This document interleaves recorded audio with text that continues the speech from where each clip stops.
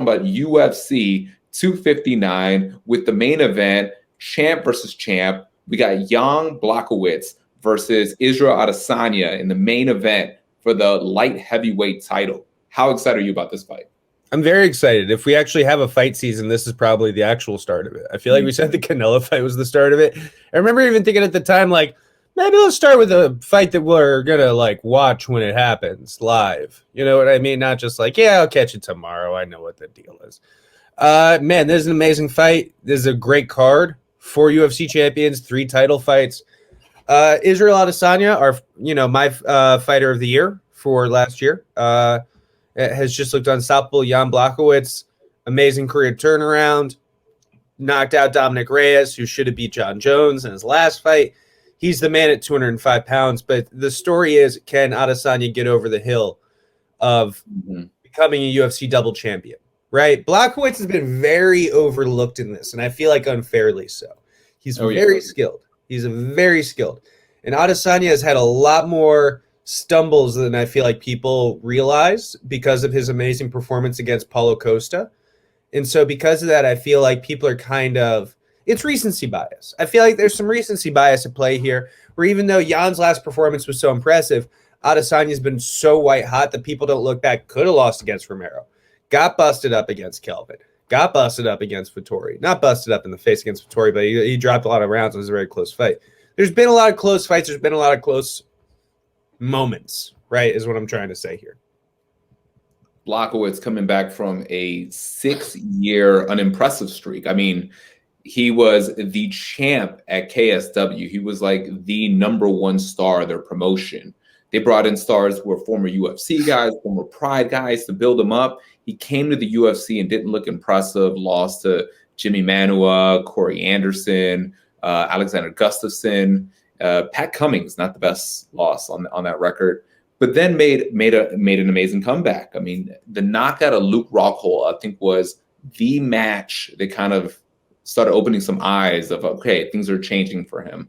And one of the big things he said is, his personal life, getting his personal life together, getting married and expecting their first kid and having their first kid changed the way that he was actually approaching his goals. So I think that, he's got legacy. He's got the fact that he went back to Poland and he became an even bigger star and became like a huge icon over there, that he's got a lot on his shoulders coming into this fight. Absolutely. His run has been really good, but even stylistically, he brings things that I think can make this fight very interesting. His tendency to kick out of these clinch exchanges, where Adesanya, you're going to see it. People are going to finally start catching on to this. You're nodding. Do you know what I'm about to say? No, I was thinking about his kicks. His kicks were fantastic. They're good. So Adesanya, whenever he circles out from something, he usually does that big lean, that Fat Joe lean back, right? And then he circles out to his side. And people always try to aim for his head because they see that's where, like, the action is. You know what I mean? But I think Blachowicz in the past has seen that against some people, and he's been smart about not going to the head, but about then kicking to the leg or kicking to the body, which is still there. You know what I mean? Man, he killed Dominic Reyes to the body. Dominic Reyes flip out and moving out in a very similar motion. I mean, not as good as Stylebender, but he did have a very similar slip out motion that kept getting caught with the leg kick to his ribs, which eventually was completely bruised. It's going to be very interesting because he also brings a size difference. I know they keep saying that Adesanya has fought all the way up to heavyweight in kickboxing, but this is a whole different sport. How do you think the weight's going to play an issue for Israel? I think it's a big factor. I think it's a factor that nobody's talking about, and people are trying to overlook it a lot. And they're trying not to really put their critical thinking onto it, which sucks. Yeah, Jan Blachowicz has he's won 8 of his last 9. I think 3 of them are by submission. This guy has ground skills. Fought Jacare in that stretch. They fought on the ground with Jacare. I wouldn't, he didn't beat Jacare on the ground, but he's shown that he's very capable there. And man, this ground and pound stuff, when you talk about weight disparity, that might be the biggest problem when it comes to being the smaller guy, is taking these ground and pound shots, because you're not only accepting their weight, you're then having to deal with shots and strikes, and gravity is compounding things. I think weight and strength is a huge fucking factor. These weight classes are 20 pounds 20 apart. difference. There's a reason in boxing when we talk about people who've won, world titles in 4 weight classes. Did you see who it was? When they were doing it for the fucking Adrian Broner fight, it's all guys in the 130s and 140s and shit. Because the weight classes are 5 pounds apart. That's where these guys win their world championships. You don't tend to see 4 division world champions when the guys start at 175 pounds. James Toney, but that's it. Yeah. One guy, and he had to punch his head retarded to do it. It doesn't happen very often. So, yeah, I feel like it's a big factor. What do you think? He also didn't put on muscle. He just got fat and was like, shit. Yeah, he ate his way into it. I'm not exaggerating in any way. You know what makes me very curious is because there's winnable strategies for both guys. Let's say that we're playing the UFC video game and you're actually guiding one of the fighters in this match. What do you think the best strategy would be for Blachowicz to win this fight? Blachowicz, go to the legs pretty early. I would say see if you can initiate some clinch work and see if you can initiate not even takedown clinch work, but even just clinch work where you can pin for long extended periods of time. And then I think that eventually see if you can start to open up with a kick and work your kicks up the body and keep your hands moving is what I would try to do. But those kicks low early have got to be a little bit bigger. Clinch work if he can get it, and keep your hands working. All right. Now on the flip side, what if you're Adesanya? Circle and move always. Never be a stationary target for Blachowicz. I would say keep the kicks coming up the middle. A strong teep kick, especially against a bigger guy who's looking to pressure in, is always going to be a good idea. And then do what you do. Counter. Find your counters. Find your openings. Get him biting off of those fakes and feints that you are, so amazing with, and start to snipe out.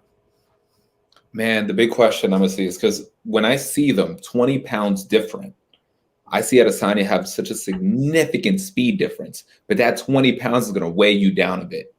And it's going to be very interesting to see how that's going to look like in action with the extra pounds in and being with the bigger fighter who, I mean, we've seen him slow down faster fighters. He's not the fastest fighter at light heavyweight, but what he does is he's very good with timing and getting you to slow down. As you mentioned, the body work, the leg work. This is going to be a fantastic match. Part of me says, okay, is this going to be Forrest Griffin versus Anderson Silva? But another part of me is like, is this going to be Max Holloway moving up to fight against Dustin Poirier? And if I have to pick, and maybe it's just because I'm a fan, because I've been following him all the way since KSW, I got to go with Jan Blachowicz on this one. God damn it, you stole my hot take. Nobody else can pick Jan. And I was going to you pick Callum Smith to beat Canelo. We are not the same. No, I think that people are being straight up disrespectful to Jan's chances. And yeah, I'm picking Jan as well. I think Jan has a good chance of winning this fight, and I think he's going to find a way to do it. And I think we're going to come away and we're going to say if they were the same size, Adesanya probably gets him. Here's the question, though.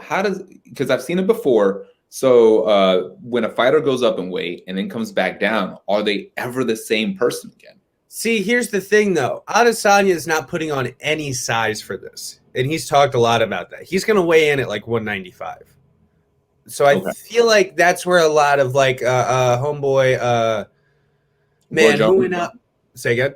Roy Jones. Roy Jones, man, went up, won a heavyweight world title, came back down and was, a shell. I think it fucked up Anderson to a level we don't talk about. Yeah. Because he went up and he started fighting the James Irvins and Forrest Griffins of the world, and then he would come back down and he would fight Patrick Cote and have a weird performance, Talis Lates and have a weird performance, Damian Maia and have a weird performance. It's all in the same stretch. Then he goes 185 permanent, and or at least like he rededicates to it again, and he starts churning out way better performances after you could tell his body has had time to adjust. I guarantee you that he fucked up his body, because I remember he got way bigger for some of those fights at 205. Yeah, I remember he became amazing, and then he just wasn't for like a long stretch. Like 2 years. And man, it was his body composition. He put on probably 10, 11 pounds of muscle. It fucked with the weight cut. when he came back down, to middleweight, and it's like that.